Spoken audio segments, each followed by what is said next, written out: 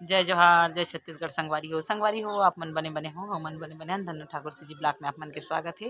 तो संगवारी हो आज हरे देखे बा चारों देरानी जेठानी।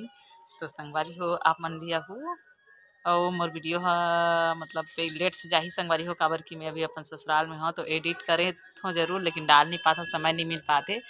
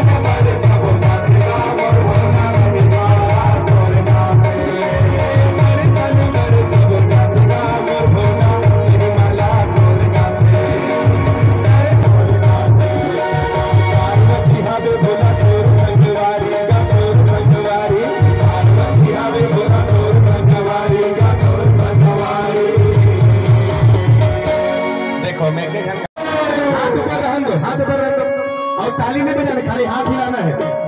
ये भूत भावन भोले बाबा का